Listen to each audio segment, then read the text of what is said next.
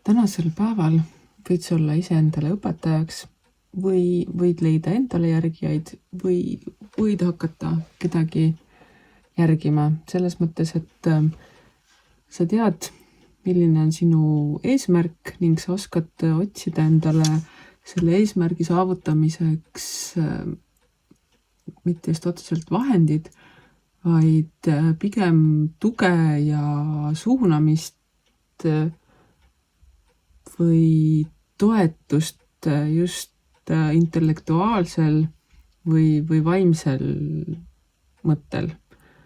Et vahendid mitte materiaalsena just. Ning sul on selleks tegemiseks, tahtmiseks seda motivatsiooni, sisemist tuld ning ka oskust ära oodata see hetk, kus on kõige mõistlikum tegutseda, mitte lasta oma energial tühjalt nii-öelda töötada. Mis hetked on need kõige mõistlikum tööhetk, et tulemus oleks maksimum ja panus oleks miinimum.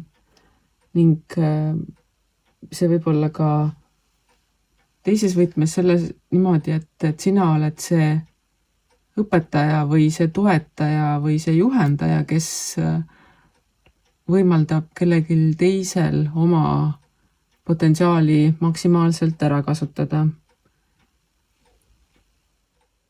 Samas suudad sa täna vastu pidada ka sellistes situatsioonides, mis muidu ei ole võib-olla kõige kergemad, kõige lihtsamini läbitavamad, kuid seesama sinu sisemine tuli on see vastupidavus, mis teeb sind tugevaks, teeb sind ka plastiliseks erinevates olukordades toimetulemiseks, et sa ei pea olema nagu ülemääraselt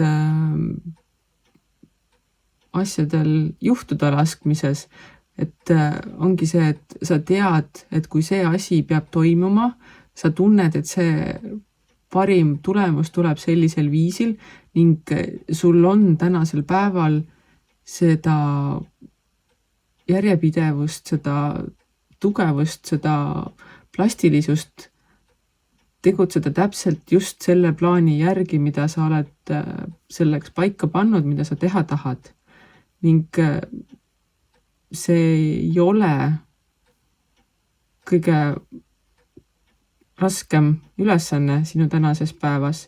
Tänases päevas võib-olla ongi raskem ülesanne hoopis see, et leia see õpetaja või ole ise see õpetaja ning usalda seda, et see õpetused, et need toetused on seda väärt, mida sulle pakutakse, sest et vastasel korral sa lihtsalt pead ise veel rohkem pingutama, et saavutada seda, mida sa tänaseks endale eesmärgiks oled pannud.